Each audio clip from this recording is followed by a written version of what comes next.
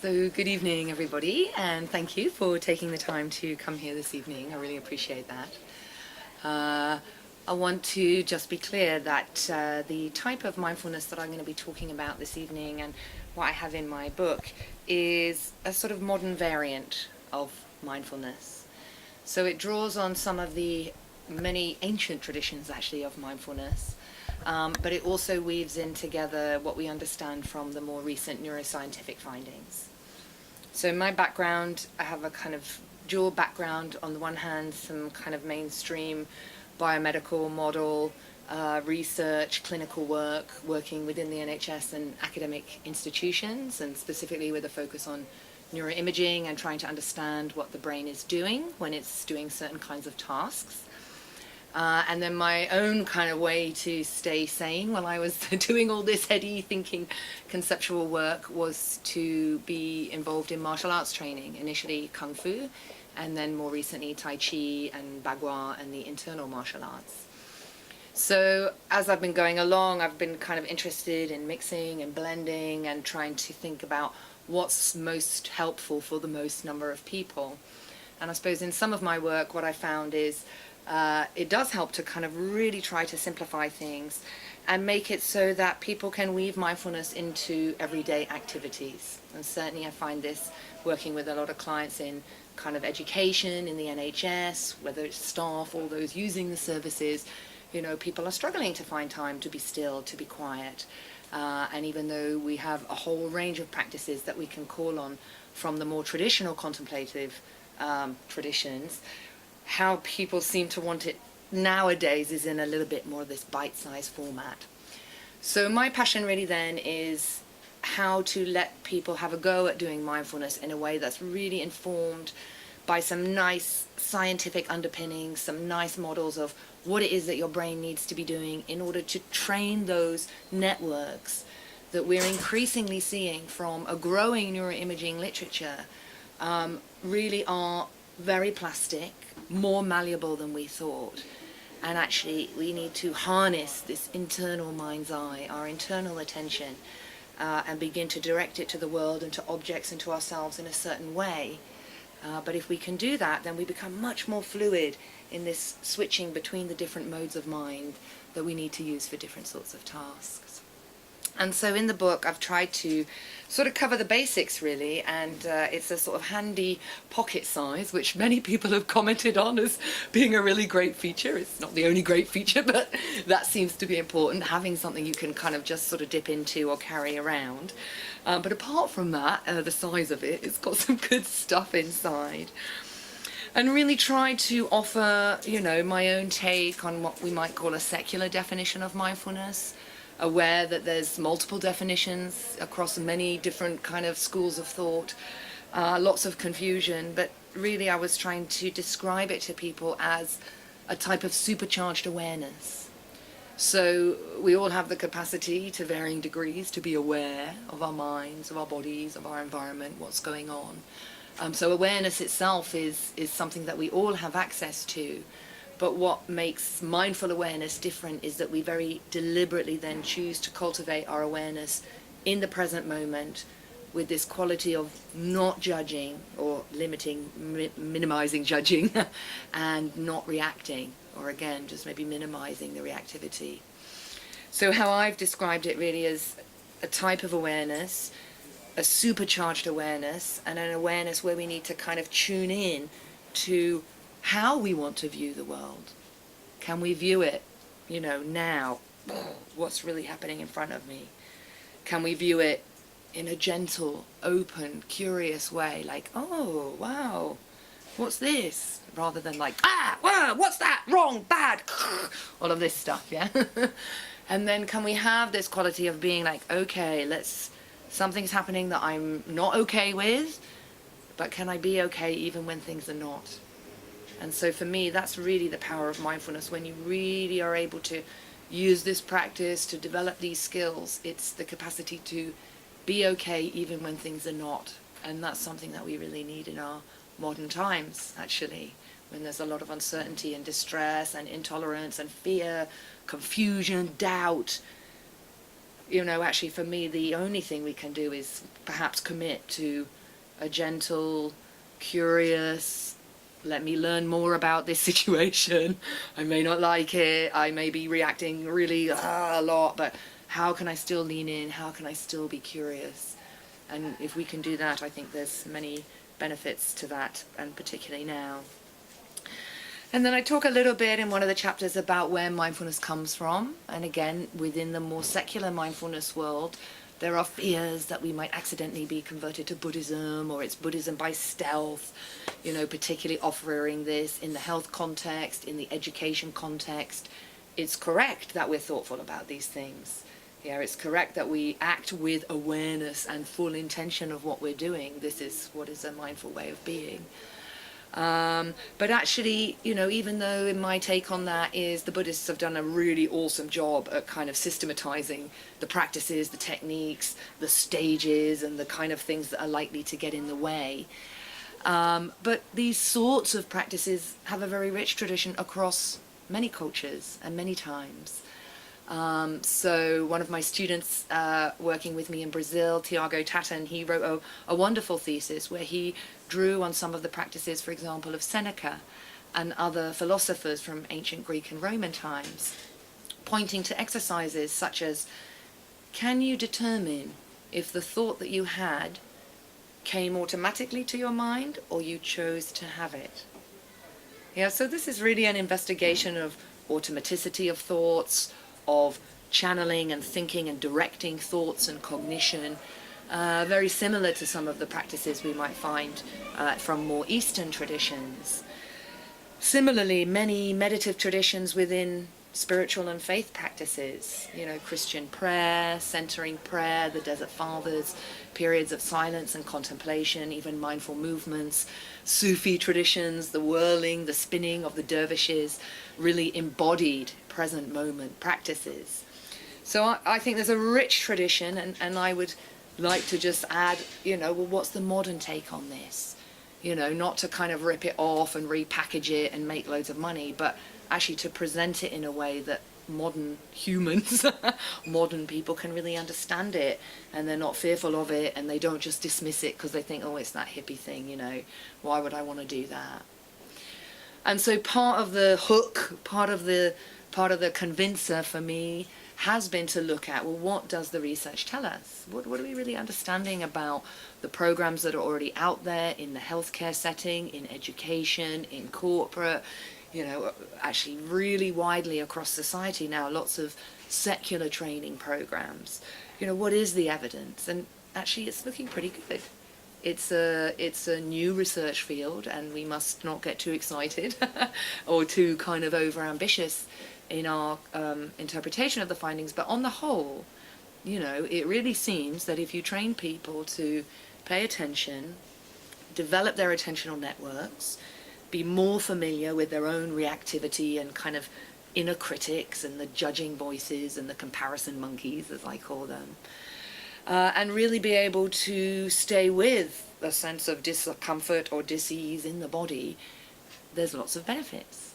Yeah, and there's benefits for our cognitive kind of profile, our ability to pay attention, to maintain attention, to sustain attention, not get distracted. So that's quite helpful in our modern world, particularly when everything is about distracting us every 2 seconds. People kind of go, wow, this is interesting. This is interesting because I want to work efficiently and I want to get home at 5 o'clock and spend time with my kids, not like endlessly working on reports because I'm distracted every 2 seconds by emails and phone calls and fears and worries.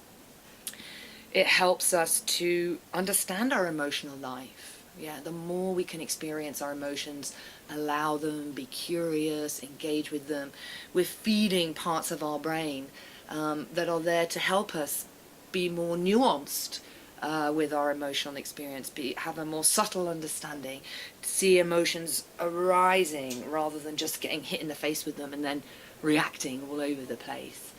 And, lots of places where we might think those are helpful things. So certainly in my work as a therapist and a psychologist, teaching students, interacting with other people, my personal life with my family and friends, having this emotional self-knowledge is really great for building strong relationships.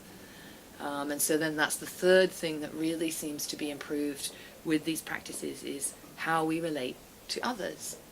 And then it turns out also not just others, but, you know, the world, the planet, the environment, any kind of relating, I believe, is impacted by learning how to engage with objects in a present, non-judgmental and non-reactive. So I wanted to give an example of an exercise, and probably, I imagine in this audience you guys might be familiar with it, but it'll have this modern twist on it.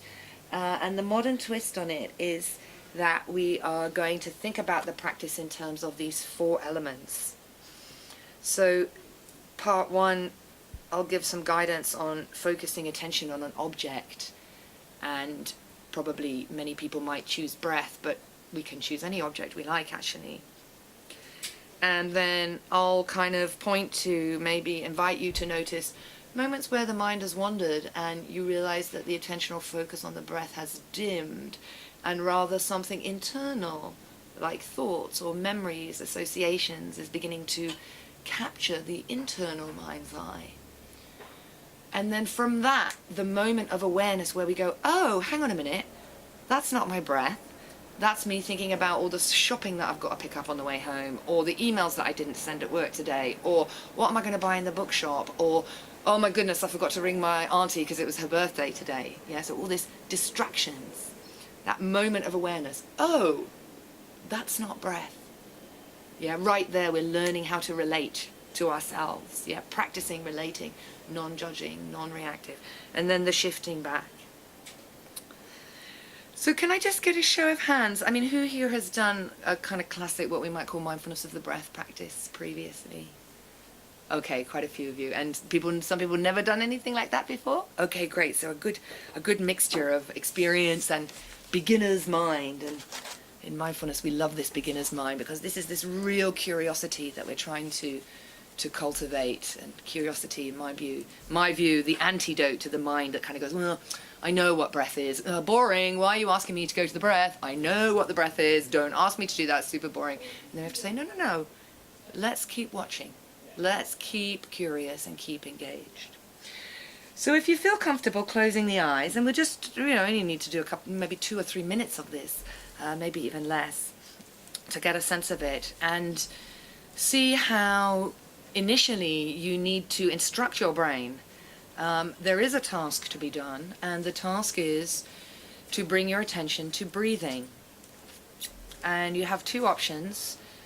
A slightly easier option would be to bring your attention to the breath as it moves through the body, and that physical sensing in the torso of breathing in and out. Or you can bring it to the nostril. So you've got 2 choices there. You can experiment, but basically breath is the object. So doing that now, asking your brain to make breathing the object of the attention. And see how sounds compete for the attention.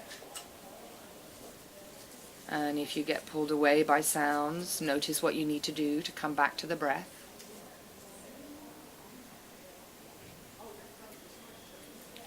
And know that at any moment it's likely that you're moving between those 4 stages of the process, choosing where to focus the attention on the breath, mind wandering or pulled away for various reasons, the moment when you notice, oh, now I'm thinking about sounds, that's not the breath,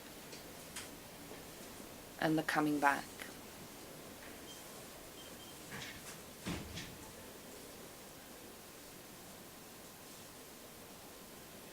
And this is not a breathing exercise, so there's no need to change the breathing rate. There's no need to meddle or try to control. Treating the breath much as you might treat a magazine that you're reading. Your attention is on the words in the magazine. You're not trying to control the words or put certain words there. You just read the words. So in the same way, Watch the breath.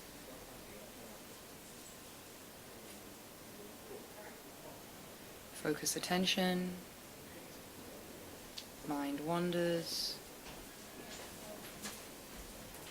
And the moment when you become aware, here is your chance to practice non-reactivity. Oh, mind. Thank you so much for bringing that really important thing right up there in the front of my mind, but I don't need that now. I didn't ask for that now. I see you, thank you, welcome. Let go and come back to the breath.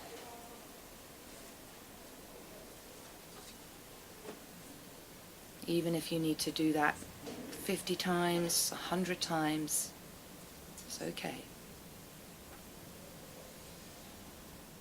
3 breaths. And if you had the eyes closed, you can open them up.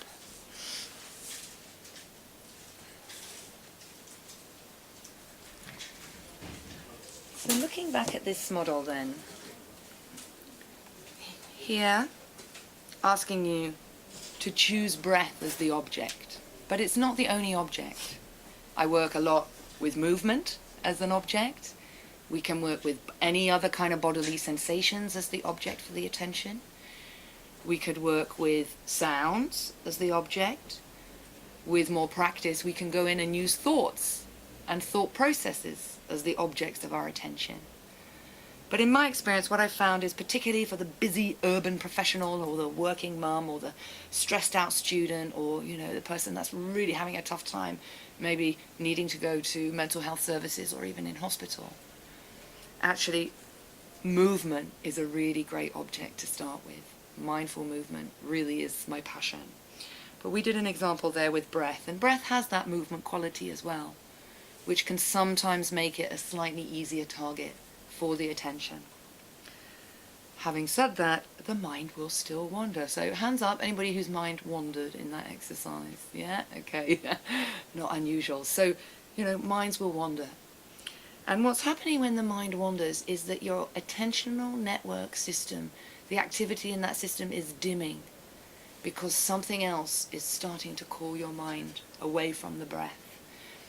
And it might have been a sound outside. There were some people walking past. I was even immediately, my mind went outside and, oh, those people outside, they're walking past. And people in the shop, everywhere but the breath, right, is where the mind wants to go. That's okay. This is what minds do. And actually, we want to study this movement. Yeah, we're curious about how does my mind go from where I'm asking it to be. And then we can be lost for various amounts of time. And usually at a certain point, maybe because my voice comes in saying, and where is the mind right now? And we go, oh yeah, I was supposed to be on the breath. Whoops. back we come again. And we go through this loop. Now what sometimes happens with beginners is actually they kind of become aware of all the thinking, and then they get a bit caught up in a big old judging loop. They go, oh, I'm not on the breath. Oh, I thought this was going to be easy. It's not that easy. I go, God, it's really difficult. Oh my God, I can't do it. Oh, am I breathing? Oh my God, actually, hang on a minute. I'm not even breathing in it. Oh, how the mind likes to get busy. And that's very common. I find that a lot when I'm really just offering this exercise. Say you're going to a lunch and learn at a school or in a business. Many people might have this experience, even getting a bit panicky with breathing, with this kind of a breathing practice, because they get a bit consumed with thinking about the breath and judging themselves for not being able to pay attention to the breath. But in this model, I hope you can see, look, the task is just drop it. Really just drop it. And if you can practice dropping it and going, mwah, I love you, planning monkeys. Mwah, I love you, memories, associations. Mwah, I love you guys. So amazing that you came to my mind, but I'm not dealing with you right now. I have chosen to make the breath the thing that I want to focus on. So I give you a big hug and a kiss, I wave goodbye, and I come back.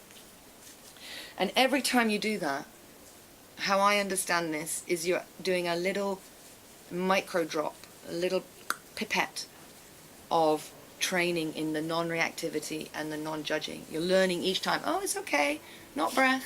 Okay, come back. Oh, I didn't do it right. Okay, I'm not on the breath. Okay, come back, that's all right. And then with time, we're able to move around this a little bit more fluidly, a bit more efficiently.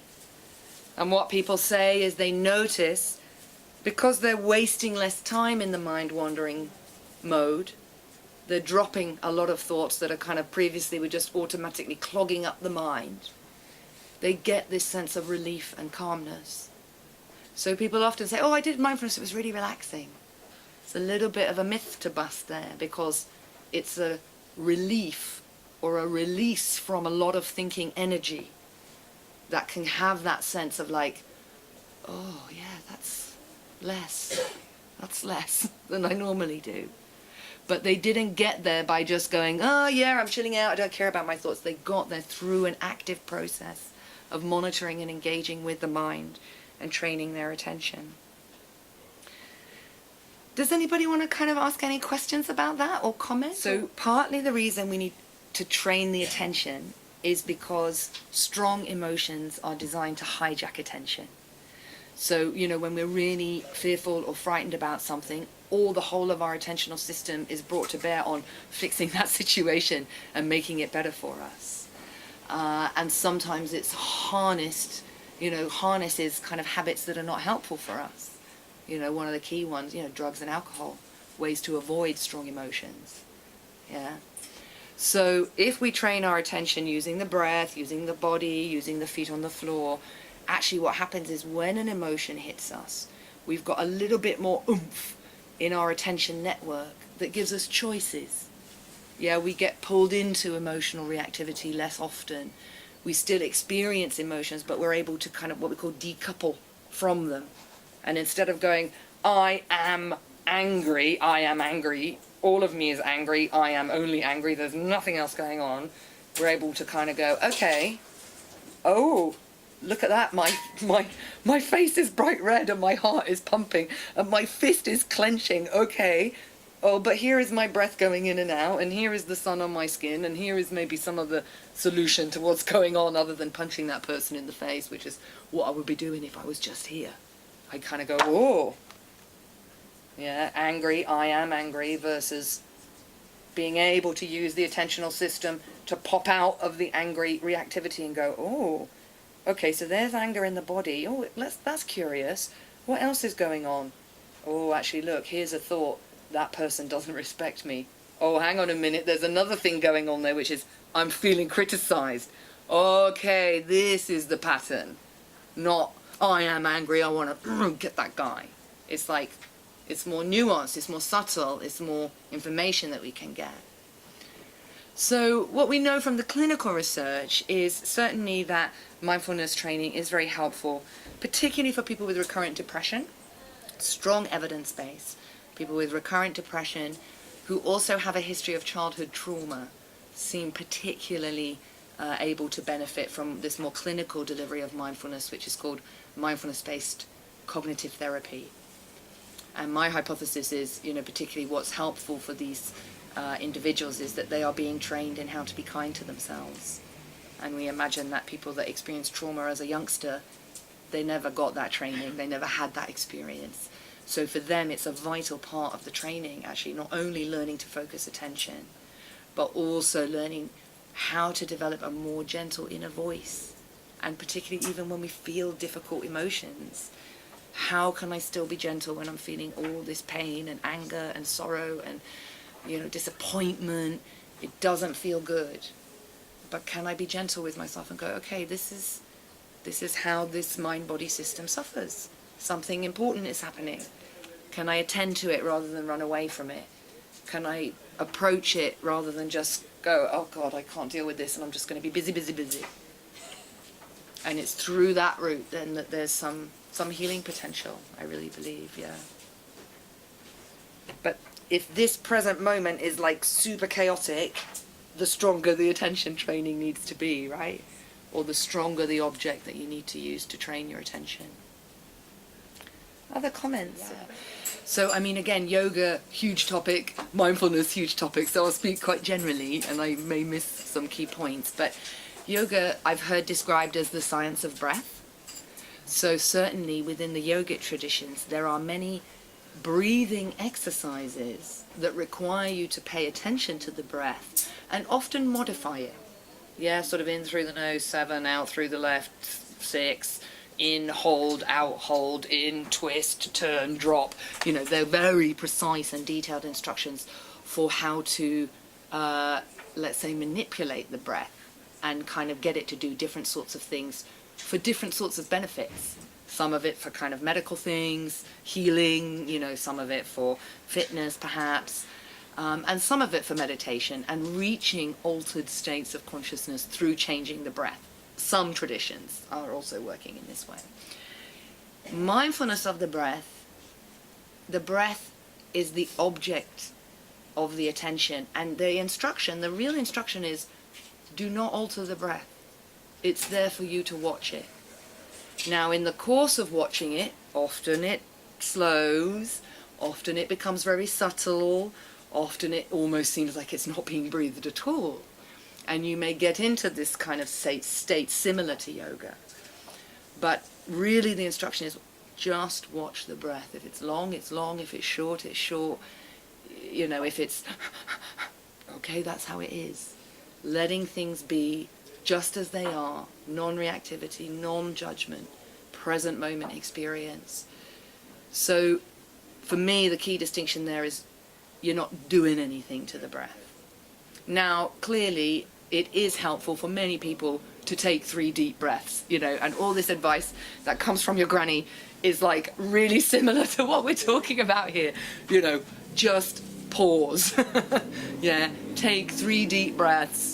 Don't act rashly, you know, all of this stuff is the same networks that we talk. Hold on a minute, you know, just think before you speak. Yeah, I don't know, maybe that's just my granny said that to me.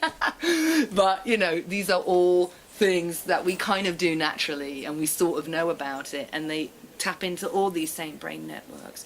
You know, I'm about to say something, but then my brain is quickly monitoring what I'm going to say, and then it works out like, oh, actually, that may not be quite polite to say that in this company, or actually, there's young people around, so don't use that swear word. You know, oh, change course, use a different word. It's the type of mindfulness. I'm monitoring what's going on in the present moment, and I'm doing something which is about taking care of a bigger picture. Yeah, there's kids, I don't want to swear in front of them. And I'm monitoring my language. That's the type of mindfulness. I've gone a bit off track, but did that answer the yoga question a little bit? Yeah. Distinction between a kind of like what I would do call Tai Chi and kind of mindful movement. Again, in Tai Chi practices, the teacher, the phrasing, the language, the metaphors that are used are often about helping you to experience the moving body more in this kind of default mode network space. When we do mindful movement, we're actually saying, no, we're using the movement to train the attention on the physicality of the body. So again, for example, the difference might be something like if you were teaching and you were tuning into the physicality of the body, you'd be really fine-tuned to the movement of the body, the sensation, all the different sensations here, here, here, here, here. And then fine trained attention on the movement of the body and how you're moving the body. In a Tai Chi class, you would still be doing this movement, but perhaps the focus might be on create a visualization of 2 balloons pulling the arm up. And it's so great when you do this in class and you switch people between these 2 modes. One, highly focused attention, learning mode, gathering subtle details and data, and then you say, and now imagine 2 balloons lifting the arms, and you're still doing the movement, but you get the expressive quality around it. So it's a little bit different. And for me, I understand one is very much more engaging the attention network, the other you let go a little bit of the fine detail and you allow a little bit more of the creative mind to come into the expression of the movement. Maybe something similar in yoga, but I'm not a yoga expert, so yeah.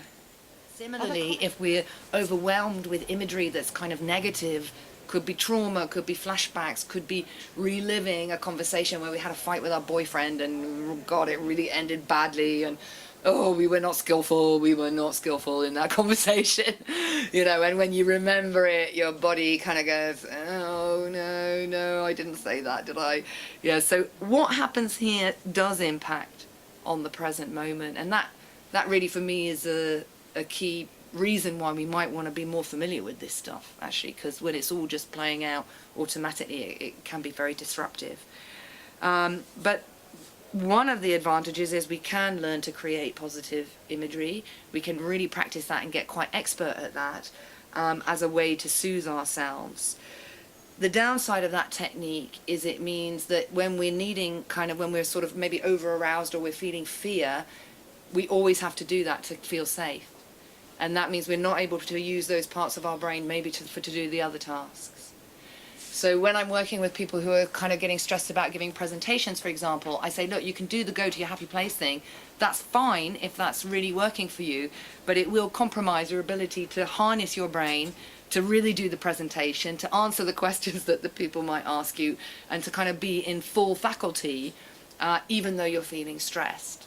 So it does work, but it has a bit of a cost to it. Whereas in a mindfulness-based approach, we would kind of say, oh yeah, there we go, there's that sick feeling in my stomach. There's that heart rate, yes, racing heart, hello, yes, okay, this is anxiety. There is some experience in my body is reacting in some way, but my feet are on the floor, the breath is still going in and out. What's my intention? What's my bottom line going in? Even though my heart is pounding, even though I feel sick. Yeah, so we still have full emotional experience, but we relate to it in a different way. The other kind of misperception I think sometimes is people say, well, is mindfulness about having a blank mind? And again, when I work with this model, people say, well, oh, this really makes sense to me now because I was really struggling to have a blank mind. And I sort of say things like, well, I mean, if you can just really close your eyes and make your mind blank straight away, that's probably kind of quite an advanced thing to do, or you've just got some awesome suppression techniques that your mind has practiced for decades. The reality is minds are usually pretty busy, chaotic places. And actually, if we really want to learn about ourselves, we need to see this stuff. Yeah, if you just really are only focusing on that thing and that's the only thing you're focusing on and you never have any mind wandering, I mean, it's unlikely that you've got no mental habits at all. I mean, that's really almost pretty much impossible. So, embrace the mindlessness. Embrace the mind wandering. This is the data to understand and to learn. How does your mind move? When does it move? When does it just take you? And you really didn't ask it to do that. That's the signature of a pretty juicy habit, probably. When you just were gone for ages and then you were like, wow, where was I for all of that? That's a key indicator. So, even I say, don't just focus enough. Don't freak out if the mind wanders. Don't get too agitated or excited by anything that comes here. And I work quite a bit with clients with this experience of psychosis, and actually their mental experience can be pretty out there, but these are mental sensations. Just deal with them in the same way. Non-reactive, non-judging, open, curious. But then with that thing, yeah, but what do I really want? Yeah, but what do I really want to do? Oh yeah, I see you guys. Yeah, but what do I really want to do? And that constant coming back. And I think that just then reminds me that there are sort of two key things. This is the basic kind of stuff that your mind has to do. To be clear, this is really about focused attention practices, for the beginners, early stage mindfulness practitioners in the secular context. But what really will supercharge this practice is if you can really get a good handle on, why am I doing this? Why am I doing this? Yeah. In the spiritual traditions, this is taken care of for you. Yeah, the why is already prepared for you. You just crack on with the practices in a highly structured format. Yeah, so for example, in the Buddhist traditions, the why, the intention is reduce the suffering of all beings. That's why I'm doing these practices. And when my mind wanders and I'm trying to get back and I'm really bored and I can't be bothered, I remember, oh, I'm in the temple. This is for the benefit of all beings. That's why I'm doing it. or I'm in the church and I'm making a prayer, or I'm in the mosque and I'm doing, something there. In the secular context, we need to think about it for ourselves. So one of the chapters is about how to prepare for mindfulness. Why are you doing it? What's important to you? How motivated are you? Have you got the time for it? Where are you going to do it? How much money have you got to spend on it? Yeah, because secular mindfulness, unfortunately, does cost money. Yeah, the teachers are not monks. Yeah, they're kind of, professional working people that have done training. They need to pay London rents. So it's kind of a different space. Yeah, and I'm not saying it's good or bad that you need to pay or not pay. People do have kind of strong opinions on that. But, mostly in the secular mindfulness world, it costs money. So to be thoughtful, yeah, you might also be thoughtful, well, what is my current situation? It's not really recommended to start a mindfulness training in the midst of a big, massive crisis after a recent death. If you've got really kind of significant problems kind of relating to yourself or to others, maybe drug and alcohol problems, the likelihood is when you jump into the mind and body space, you're going to find some difficult material. So just kind of getting an app and going on the tube and trying to do it may not be skillful for you. And I kind of used this definition of mindfulness. I said, well, it's about being more present, non-reactive and non-judgmental. So if your starting point is, I'm a highly distracted person for whatever reason, I'm really judgmental, and I'm known to be a bit of a drama queen and quite reactive, this may mean that an app is not probably going to do it for you. You need to be a bit more serious. But if you kind of say, well, I'm sort of mostly well-adjusted, but I'm just a bit stressed and I just want to be a bit calmer when I get to work, then an app might be something suitable for you. So there's a bit of thoughtfulness there about stepping into the process of mindfulness training, mindfully, and checking in with intentions. And then the final piece, not to be neglected. Yes, there is focused attention training, but we also are seeking to develop and cultivate a more gentle inner voice towards ourselves, a more gentle, compassionate stance towards others, maybe even especially the others that are, provoking us or making us feel angry or irritated in some way. So intention and compassion then are really the two kind of just the little lovely holders in which all this activity of training the mind and brain occurs. And so you might want to be thoughtful about that. Who is your model of this endless patience and compassion? For some, it's a parent. For some, it's another relative. For some, it's a spiritual being, a deity. But we can pick. We can choose. And it can be anything that feels comfortable for you. So I think I finished there. If there's any more questions. Vital, yes. So some of the translations of the Buddhist definitions of mindfulness have reminding as part of the definition of mindfulness.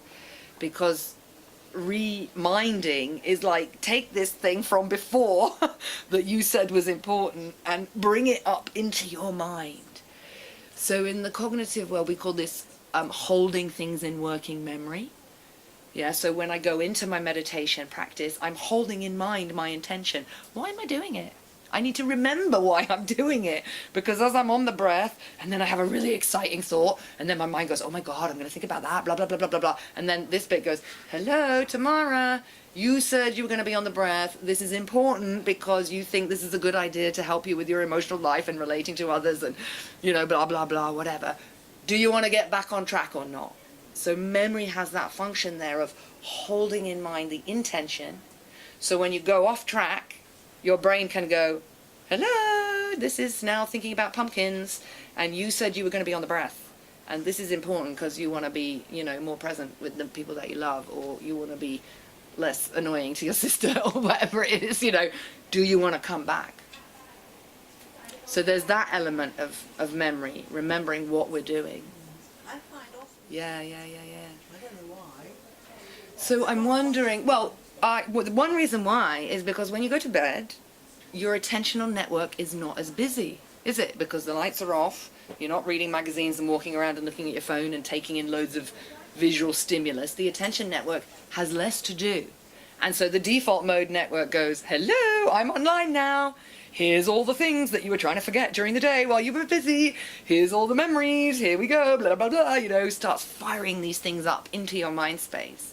And we don't have all the day-to-day distractions around to kind of hold the attention. So coming out at night is not unusual. Now, could you treat them just as any other sensation? Now, they're sensations, they're mental sensations, sounds like in a visual form. Maybe they've got emotion kind of around them, which can make them a bit sticky, a really strong... Not traumatic memory. Okay. So, it's a sensation. Can I let the sensation arise and go, oh, look, there's a sensation, and let it fade away? Or do I go, here's a sensation arising, and then the mind goes, oh my God, that's the memory of when I was at a beach. Why have I got that memory of being at a beach? Was that a nice memory? Oh, I'm not sure. Let me just think about that a little, and off we go.